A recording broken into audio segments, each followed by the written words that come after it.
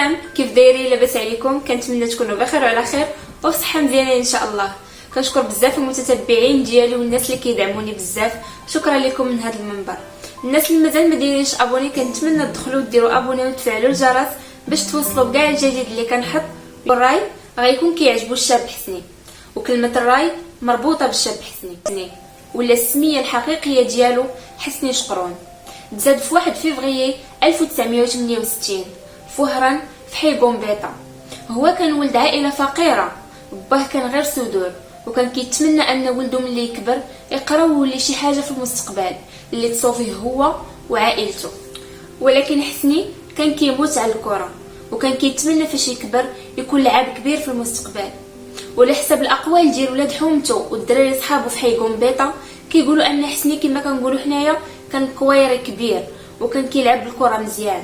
وفاش ولات عنده 9 سنين دخل لواحد النادي ديال الكره سميتو ازمو، وبقى كيلعب فيه مده طويله. وفاش دار 15 عام كلا واحد دقه خايبه في رجليه، الشيء اللي خلاه يدخل للسبيطار ويبقى فيه مده طويله باش يداوى. وهذا السبب خلى حسني يتزاد في الوزن ويغلط بزاف. وفاش تشافت ليه رجليه وقرر يرجع تاني باش يلعب الكره، لقى راسو بلي ان ديك المهارات اللي كانت عنده ما بقاتش، وما بقاش كيحس بديك الخفه اللي كان كيجري بها وسط التيران. وهذا السبب كان كافي ان حسني يقرر يبعد على الكره ويحبسها في مره. هو نفس الحب اللي كان عنده للكره كان عنده الغنى، بحيث انه كان صوته زوين بزاف. وكيقولوا صحابو انه فاش كان صغير ما كانش كيفوت شي عرس حضر ليه بلا ما يهز الميكرو ويغني. ولا كانت عندهم شي حفله في المدرسه حسني كان هو الاول كيطلع لاسين وكيغني قدام امه ديال التلاميذ وما تيكون خايف ما والو. وكانوا كيقولوا انه كان كيمشي لدوك المخيمات وكيغني لدوك المؤطرين وصحابو اللي كاينين معاه في المخيم. حسني حبس الكره ودخل الغنى، وهنا فين غادي يبدا الكارير العظيم ديالو، بحيث انه كان مع واحد الفرقه سميتها قدناوي كيغنيو التراث الجزائري في العراسات، وهكا كيطبروا في مصيريف باش يصوفي العائله ديالو. ومكان كاوي للناس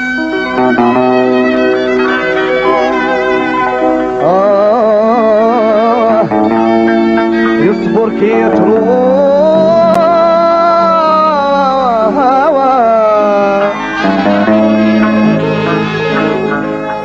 هادشي حسني ولا كيكتب الاغاني ديالو ودار اسم فني ليه اللي هو الشاب حسني. وبهاد الاغاني الجزائر كامله ولات كتبغيه، وخرج واحد الالبوم هو اللي ديك الساعه كما كنقولوا حنايا دار بوم، وصل للمغرب العربي كامل وحقق 10 مليون ديال المبيعات. تخيلوا معايا البوم كامل يحقق 10 مليون ديال المبيعات في ديك الوقيته اللي كان غير الكاسيت، ما كاين لا يوتيوب لا هادشي اللي كاين دابا. حسني حطم رقم قياسي وفاز كاع دوك المغنيين اللي كانوا معاه في نفس ليبوك. وعلى ذكر المغنيين كيقولوا انهم كانوا ما كيقدروش يحطوا الاغاني ديالهم بنفس المده الزمنيه اللي حط فيها حسني شي البوم ولا شي اغنيه، حيت ديك الساعه حسني كان كيحقق المبيعات اكثر عليهم همايا. الشاب حسني اكتسب واحد الشهره في العالم العربي وفي اوروبا، الشيء اللي خلاه يكون المغني رقم 1 في افريقيا كامله. وانا نخلي لكم واحد الانترفيو كانوا داروه معاه كيقول لهم على واحد الحفل كان حياه في المدن والدول الاوروبيه وكيفاش تعامل معاه. حسين مساء الخير عليك. خير مراد. راك بخير ضرب؟ الحمد لله. الحمد لله. الناس اللي تهولوا عليك في الاسابيع الاخيره واش تقول لهم؟ انا مسلم عليهم كيما تقولوا عليا، يديروا في راسهم باللي كيما يبغوني نبغيهم انا. راك بخير الان دروك؟ صافي الحمد لله. شهر رمضان اللي كان جو الاولى كنا نخدموا في باري انه مصروف وشاف فتحي، ومن بعد جا لو كونسير تاع لو 20 درنا فيه اوبر ميتواليتي في باريس. في باريس صحراوي فضيله. ومن بعد تنقلتوا من بعد للنرويج والسويد. نعم.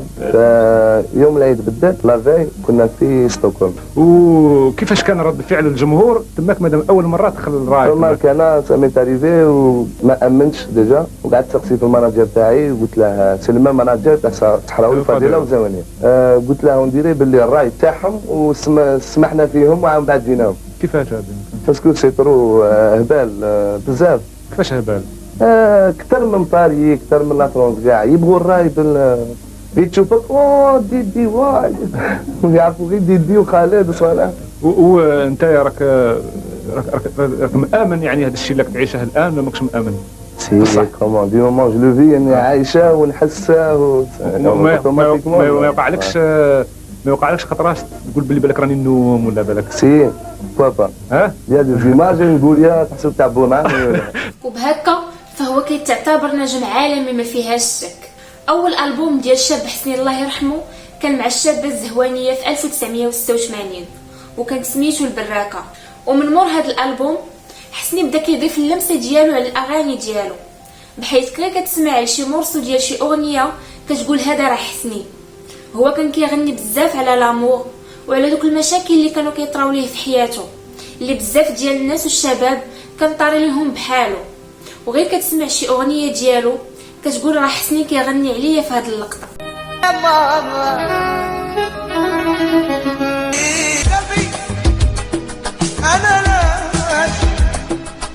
كان بزاف كيغني على فراق ولدو عبد الله اللي تزاد في سنه 1989، بحيث انه كان تفارق مع مرته ملوكه من 1991 وبقى كيأثر عليه هذا الشيء وكيغنيه بزاف في الاغاني ديالو وكيحس بواحد الفراق وواحد الشوق لولده. صراحة راح أنا نجم شبعجي جيت أشوف ولدي مكاش انتي حسني تعرف على مرته ملوكه في واحد الريستو في فرنسا وتزوج بها وهي بنت 18 عام، ولكن ملي تزوجوا كانوا عندهم بزاف ديال المشاكل، بحيث انها ما بقاتش تقبلات انه يبقى يغني في دوك لي بواط وداك الشيء في الليل، وكتعطل عليها بزاف وبزاف كانوا تيقولوا انه ما كانتش متفاهمه مع امه. وهي في ظل هاد المشاكل كامله ما وقفتش معاه وهزات ولدها ومشات لفرنسا عند والديها. ومن مور هاد الشيء حسني كان خرج واحد اغنيه سماها فراش بيا قصه، وهذا العنوان كيحكي فيه انه واحد النهار كان في واحد المخيم مع صحابه وخرجوا ليه شي وحدين مسلحين بالماس وكانوا ناويين باش يصفيوها ليه داك النهار. صرات بيا قصة وكنت قفرت ويايا من دعوة الخير زادت في العمر وهي. واحد الحدث اخر طرا لحسني اثر عليه في حياته بزاف. هو كيقول انه واحد النهار كان في كندا ودار واحد لاكسيدون خفيف بالطوموبيل ولكن ما وقع ليه والو، وديك الساعه خرجوا اشاعات في وهران وفي حي قنبيطه كيقولوا بلي راه حسني مات في لاكسيدون، الشيء اللي خلاه يخرج واحد الاغنيه سماها قالوا حسني مات. سمي ما تشدوا كار تحتوها وقلتولي. كما كنت قلت لكم ان حسني الله يرحمه كان محطم رقم قياسي، ففي حياته خرج 175 البوم. تخيلوا معايا 175 البوم شحال غادي تكون فيها من اغنيه. وبحكم الناس اللي كانوا كيعجبهم حسني بزاف وكيشريو لي كاسيت ديالو باش يتمزقوا ليه ما قدروش انهم يخرجوا الاغاني ديالو كاملين. هو الله يرحمه كان كيبغي يدير البوم في السيمانه، وبالنسبه ديال دوك المبيعات تقاد لهم الكاسيت فاش كيطبعوا، الشيء اللي خلاه يكون عنده مشكل في لا برودكسيون وبزاف ديال الاغاني ديالو ما خرجوش. الشاب حسني كان كينافس كبار النجوم في العالم وفي اوروبا، وكان فيما كان كيحيي شي حفل في الدول الاوروبيه كيلقى كاع دوك الناس اللي كيحضروا الحفل حافظين الاغاني ديالو. وهو كانوا كيقولوا انه كان رقم واحد في الاغاني العاطفيه، بحيث ان مامي وخالد ما كانوش كيوصلوا ليه في هذا الستيل ديال الاغاني، وكان هارب عليهم بزاف الاغاني سونتيمونتال.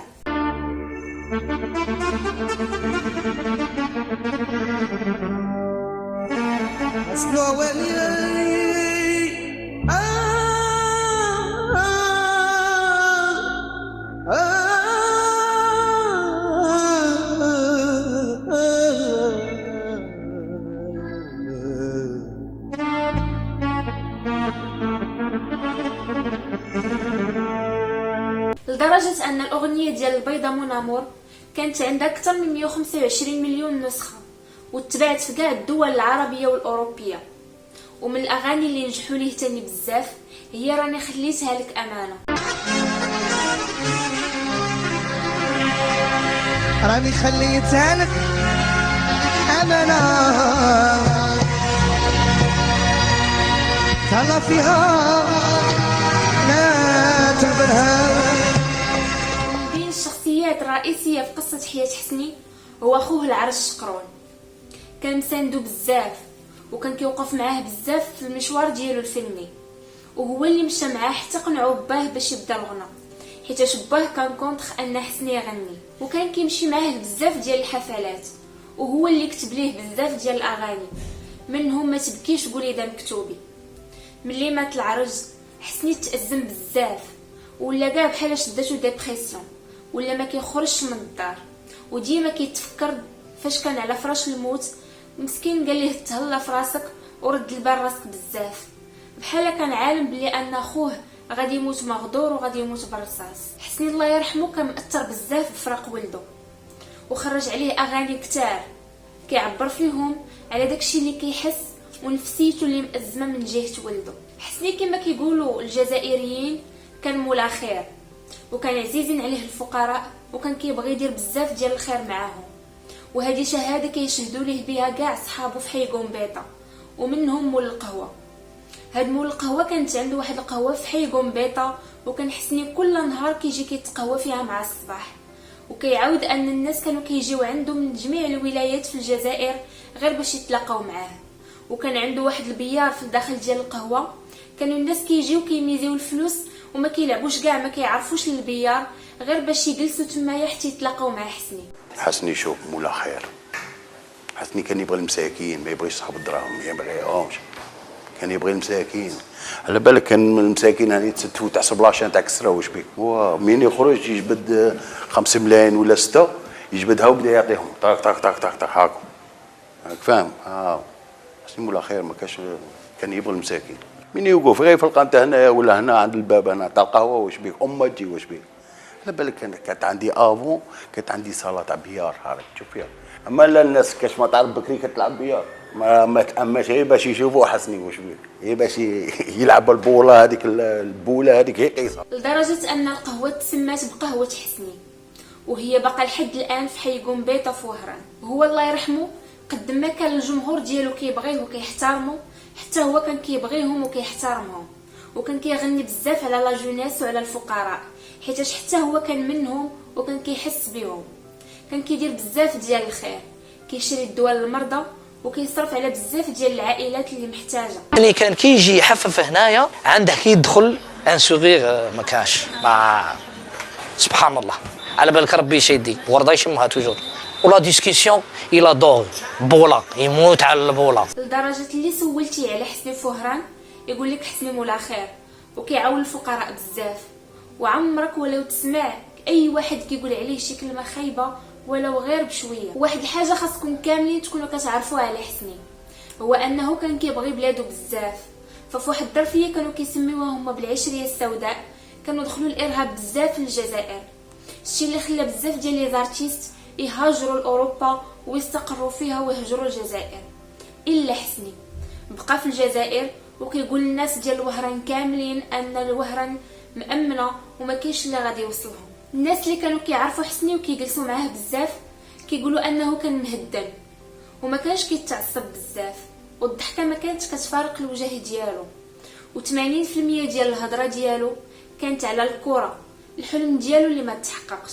29 سبتمبر 1994 نهار كحل، الشاب حسني كانت عنده واحد الطوموبيل وكان خارج في الحي ديالو غير تمايا، كان هز معاه واحد الكرسي متحرك كان باغي يعطيه لشي واحد، عطى الامانه لمواليها وتم راجع غادي لدارو، وهو باقي في نفس الحي ديالو، حتى كيبانوا ليه واحد 3 جايين جهته وقالوا ليه عافاك خرج. داروا بحال هما لي فان ديالو، قالوا ليه خرج بغينا نسلموا عليك.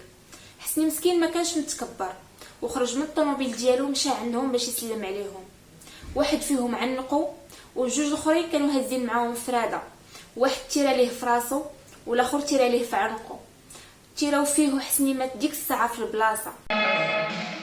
ببالغ الحزن والأسى أعلنت مصالح الأمن أن المغني الوهراني شقرون حسني البالغ من العمر 26 سنة والمعروف في أوساط الراي باسم شاب حسني اغتيل اليوم الخميس على الساعة 12 صباحا رميا بالرصاص أمام مقر سكنه بحي قنبيطة بوهران. رحم الله الفقيد وألهم ذويه الصبر والسلوى. هادوك اللي قتلوه هربوا في البلاصه وتا واحد ما عرف الاثر ديالهم، لدرجه لحد الان باقي مازال حتى شي واحد ما عرف شكون اللي قتل الشاب حسني.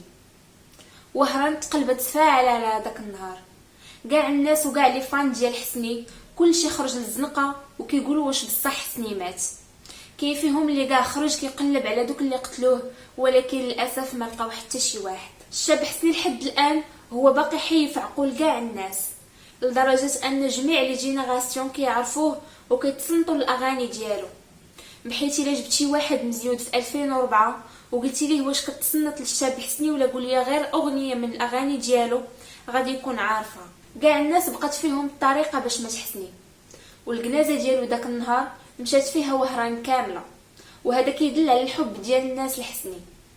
حسني دابا مات ومسكين كيطلب منا نطلبوا ليه المغفره وبالرحمه، ونطلبوا المغفره والرحمه لجميع اموات المسلمين. وبهكا كنوصلوا للنهايه ديال الفيديو ديالنا اليوم. كنتمنى يعجبكم.